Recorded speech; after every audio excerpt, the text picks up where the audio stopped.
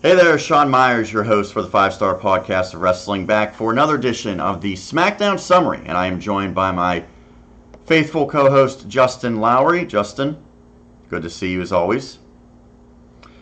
We talked about Monday night with the Raw recap and how you thought it was inadequate, but probably not a show of the caliber it should be heading into SummerSlam.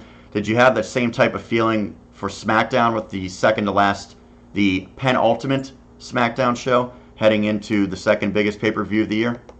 I thought SmackDown's better. I just think it's a better show right now.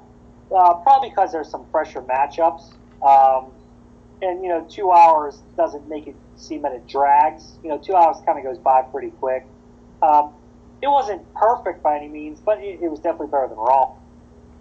A week ago, we talked about the tremendous tag team match that took place between the Usos and the Bar, and it was sort of the SmackDown coming out party for the Bar, if you will, a team that really had not been featured very prominently since the Superstar shakeup. They went over to SmackDown. They weren't on TV for the vast majority of the time. They're back, and they won that match against the Usos, setting up a highly anticipated match this past Tuesday against the New Day, and that match certainly delivered. It was one of the better tag team matches the company has had in 2018, in my estimation. Kofi and Big E were the representatives for the New Day, but you can mix and match with that team, and you're always going to get a great contest, and I think the Bar did a great job as well.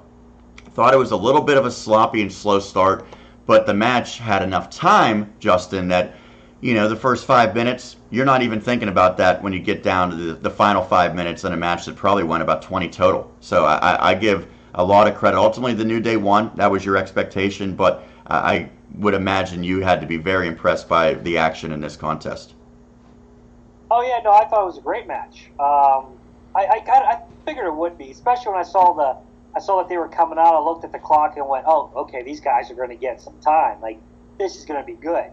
The winner was never in doubt for me. But the match was great.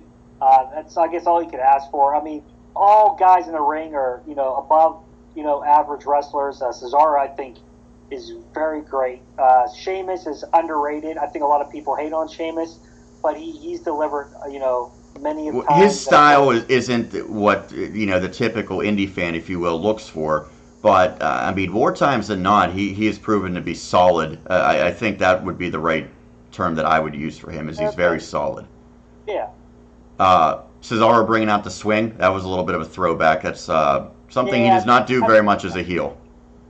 Well, that's because that move gets cheered. So, if you want to get booed, you don't want to, bust that move out. But I was happy to see that. It didn't last very long, but it was good to, see him bring that out again. How important is it that this SmackDown tag team division is really catching the attention of the WWE Universe heading into SummerSlam, in which they will have what should be a pretty notable tag team title match with the Bludgeon Brothers now taking on the New Day? I mean, that's certainly going to be much more significant than the Raw tag titles match. We can say that at least. It is 100% more significant. But my worry is it's the New Day again. And I'm not, I love the New Day. I'm not ripping the New Day. But if they're not the champs, they're fighting for the belts. And if they're not, they might be out of the scene for what? Maybe a month or two? And then they reboot it and they're there again. Eventually, when does that wear? It's okay. If it's not the Usos, it's the New Day. It's like, okay, this time it's the New Day's, it's... at some point, though, you need other tag teams. You need other tag teams that, step up and have that big-time feel. I personally think it's time to break up the New Day. I know they're still heavily over, and they probably still sell too much merch to justify it, but just to freshen things up, because whoever would have thought the New Day would be together this long? Like, what faction do the WWE keeps together for even like a year anymore? I mean, these guys have been together for what now, 3 years? 3.5 years? Something like that? I mean, it's been a very long time. And remember, it was a dubious start for them because they sort of changed after, a couple weeks into their gimmick, where they were sort of hitting towards like a Black Power type of group. And they kind of pressed the reset, and they started with the gospel thing, and that didn't work. and the fans sort of just came up with their own rhythmic clapping and everything.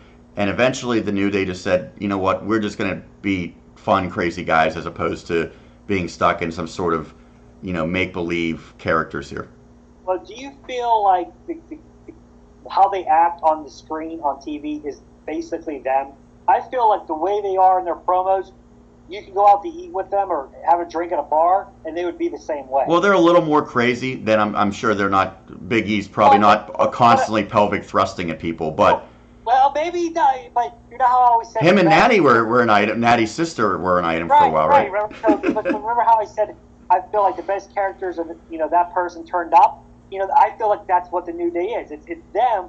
Okay, they turn it up a notch or two, maybe three, for the cameras, but they're the generally funny, outgoing people. If I wanted to make a character, or if I had to play a character, it would be something like what the New Day do, where you could just be ridiculous and hilarious at the same time, and there's really no limitations for what they can do. And by the way, I wanted to mention this: Kofi playing like the stereotypical white backstage interview person. He was killing me, like his voice and everything. Like those guys are so entertaining, even just doing stupid stuff that's the type of stuff Bobby Lashley is not pulling off on Monday. We said don't put guys that can't pull off, skits like that in those scenarios. The New Day can pull off any of those at any time. Well, Kofi actually has charisma. Bobby Lashley, to me, doesn't have charisma. And talk about like Big E. When Big E's been on Total Divas, for those seconds, he's actually funny. Like you see backstage, these cracking jokes. These guys are funny guys. They're very good at comedy, and it shows. And I think that's why they're still over, and people still buy their stuff. And look at pancakes. I mean, they make pancakes. If you would have told me having a tag team come out with pancakes and talk about their love for pancakes, this and this, I'd be like, oh, that is stupid. And it's still kind of stupid, but it's funny. So it gets over. One thing that was the complete opposite of a humorous, comical segment was AJ Styles' promo on Smackdown. And he's a guy that I think the knock before he came to WWE was he's not good enough as a character, as a guy on the mic. I think he's still probably below average, or maybe average for a WWE superstar. But I thought his work on Tuesday was some of the best of his career. And to your point about kind of an extension of yourself and bringing reality into it, it seemed like he did that with Samoa Joe. They kind of touched upon the fact that they have a long-time relationship. They know each other's families, so on and so forth. Samoa Joe is so good with everything that he does outside of his in-ring work that I thought he would sort of, really overmatch AJ in that regard. But I thought Tuesday, that was about as good as you could expect from AJ Styles. And I think, one, he got the fans behind him even more. I mean, that was probably the biggest reaction I remember him getting, maybe since his debut at the Royal Rumble years ago. AJ, just an unbelievable reaction for what was a very pro-face crowd this past week. But I thought he delivered, and people were already excited about that match, even if Joe and AJ really didn't even do anything. Just on paper, they were going to be excited. But and maybe a new dimension of AJ Styles in this feud that we saw on Tuesday night. Yeah, I mean, I'm happy they brought up, their past, because I sometimes WWE doesn't like to act like things happen, if it doesn't happen in, their company. And everybody knows the history between those two. I think their first match was actually back in 2002 against in Ring of Honor. I saw a list online the other day of all the times they had wrestling matches, and it's a decent list. And I'm sure I bet you they're really close friends in real life. I mean, they were in TNA together forever. I mean, they kind of walked the same path. The only time they weren't really wrestling the same promotion is like the year that AJ spent in New Japan. Other than that, they were in Ring of Honor together, then went to TNA together. So, it seems. I didn't think he needed to bring the family into and be personal, like we talked about. I think the feud was good enough, but bringing in that aspect, it adds another layer to it. And Samoa Joe is one of the best promos right now in the company too. He brings it all the time. It was good to see AJ do it. I think AJ is average in the promo department. But I think anybody, when you bring in, things that are more real to the person, he's able to, kind of talk to from the heart. It comes off better. It makes it more real. It didn't feel like creative gave him lines to, say. It felt like he actually said it himself. Which I think in the past AJ has sort of come off as a little bit robotic with some of his lines, but I agree with you. In this case, I don't think that was the feel that I got whatsoever. Do they need to do anything else next week to really pound this home, or do you think that this is a match that's already main event caliber just because of the names in it? Yeah, I think it's main event caliber. Maybe next week you see something, which they always like to do. They might save this for Roman, though, and Brock because they're big guys. You know how they love to have that end of the show fight where the wrestlers are coming out trying to break them up, and they keep coming back at one another. They could probably do something like that, or in the backstage they start going at it. Maybe just a little fisticuffs just to add a little something extra, for SummerSlam. But well, if I'm correct, it started with Samoa Joe attacking AJ from behind, and then Joe cut a promo, and now AJ cuts a promo. But I don't think they've really gone at it yet, have they?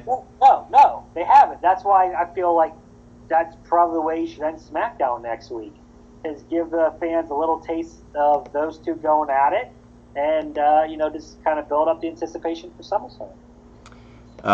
There's a split coming, and you can feel that it's going to happen sooner rather than later. And I'm talking about in the women's division between best friends Charlotte and Becky Lynch. They teamed up this past week. They beat the Iconics. Not a surprise that they were able to knock off Billie Kay and Peyton Royce, because right now the Iconics really aren't doing much of anything. But they kind of went with a little bit more of a subtle and slow dissension between these two, because Becky and Charlotte got along during the match. They were very successful. They won the match. And then when they were backstage celebrating, Becky kind of just looked over and said, at SummerSlam it's not going to be like this. We're going to be against one another. They are building towards those two maybe really going at it, but keep in mind Carmella's in the equation as well. So did you like how they're still showing that they are friends, but giving just a little bit of a taste that there could be some dissension? Because it looked like 2 weeks ago it was a slam dunk that Becky was going to turn and go heel against Charlotte, and maybe they still will, but they're not completely showing that hand right now.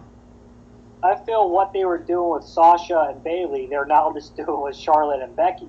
They just, flip the switcher and switch, brands. I'm fine with it.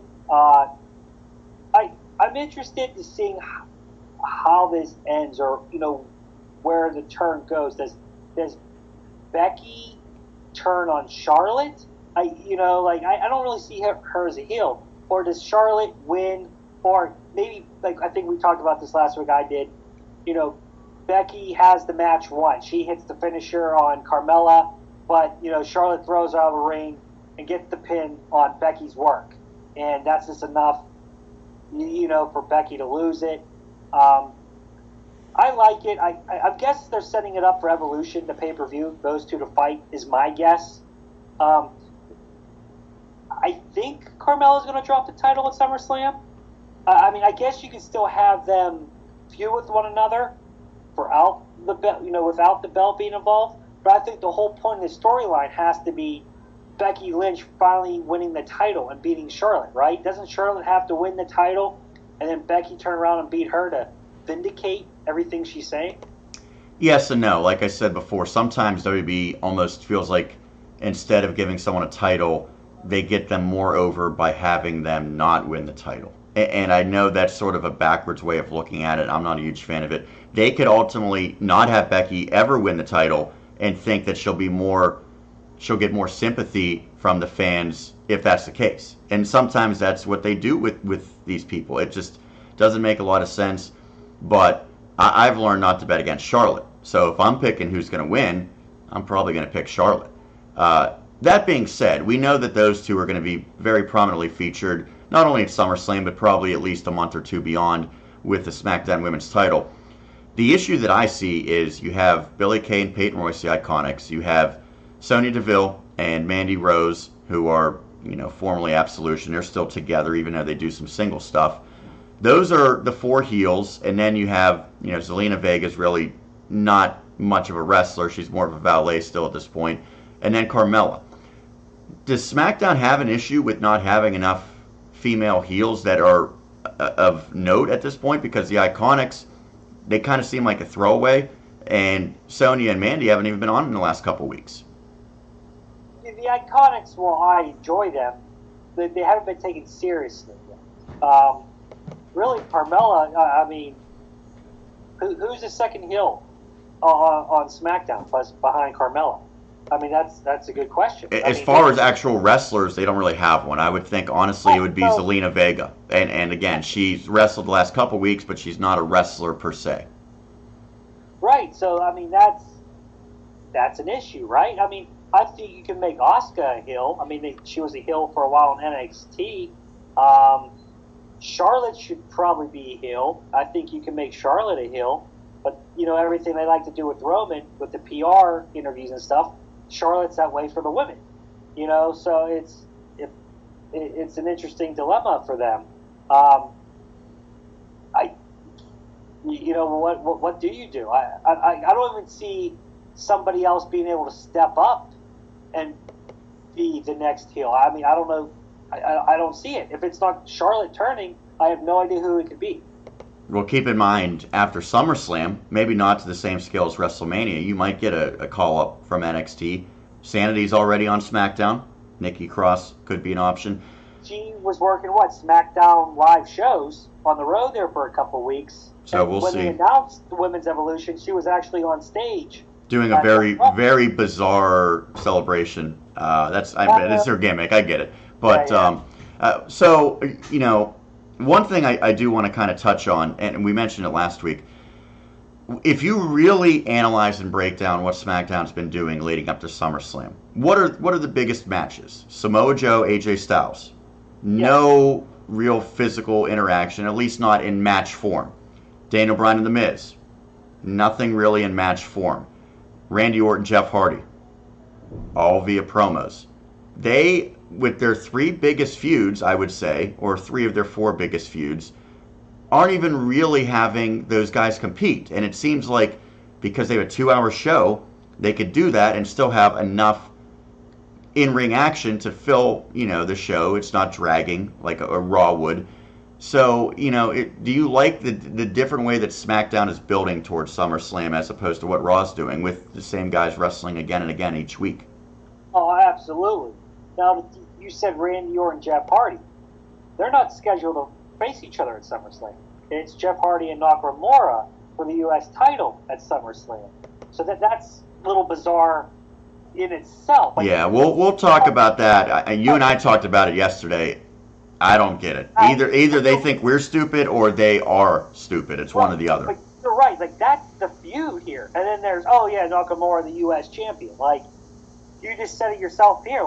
He's an afterthought. But that's not even the match. I mean, does Randy Orton get thrown in? Because, honestly, are you going to leave Randy Orton off the SummerSlam card? Probably not. So I guess he's going to get added, this Tuesday coming up by Paige. I mean, it has to be, right? You would think. And anything else you wanted to touch on, or any final thoughts on Tuesday's episode? For a 2-hour show, I enjoyed. I like the flow. I just like the flow of SmackDown. I mean, you had a great main event. The women served a purpose in furthering the storyline. AJ Styles and Samoa Joe. I mean, the Miz and Daniel Bryan. I mean, you got 4 major storylines pushed forward, I think, significantly in a 2-hour span. It doesn't feel like it's dragging. It's not repetitive. And you can't say that about Raw. Right. Yeah, good call. So that's it for the SmackDown summary. Now, don't go anywhere because we're going to have a very interesting topic upcoming next. And we're going to basically give our thoughts on what we would make the SummerSlam card. Some of the matches might stay the same. Some will give, maybe, in our opinion at least, better alternatives. So that'll be upcoming on Trending Topics, but for the SmackDown summary, for my colleague Justin Lowery, Sean Meyers signing off. Remember, you can check us out, 5-Star Pod Wrestle is the Twitter handle, or like our YouTube channel with all of our videos dating back to March. But that's going to do it for this episode. We'll be back with trending topics coming up next.